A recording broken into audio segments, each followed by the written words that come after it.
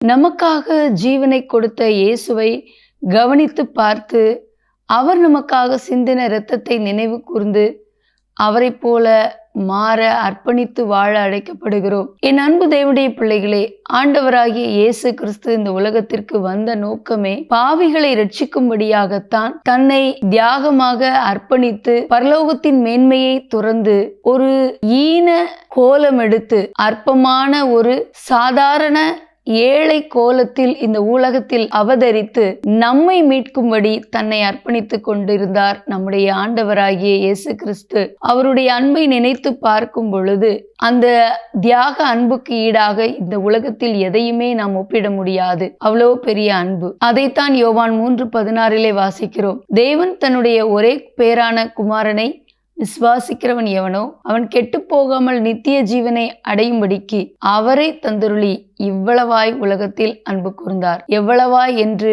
சொல்ல முடியாது. அவ்வளவு பெரிய அன்பு. நம்மை சாத்தானுடைய கரங்களிலிருந்து மீட்டெடுக்கும்படியாக, உலகத்தின் பாவ சாபங்களிலிருந்து மீட்டெடுக்கும்படியாக தன்னுடைய ஜீவனை சிலுவையில் கொடுத்து தன்னுடைய விலையேற பெற்ற இரத்தத்தை சிந்தி நமக்காக ஜீவனை ஒப்பு கொடுத்தார். அந்த ஜீவன் நமக்குள் கடந்து வரும் பொழுதுதான் நாம் அவருடைய கிருபையினாலே, அவருடைய இரக்கத்தினாலே, நாம் அவருடைய இரத்தத்தினாலே சுத்திகரிக்கப்பட்டு விலையேற பெற்ற ரட்சிப்பை பெற்றுக்கொள்கிறோம். இயேசு கிறிஸ்துடைய இரத்தம் சகல பாவங்களையும் நீக்கி நம்மை சுத்திகரிக்கிறது.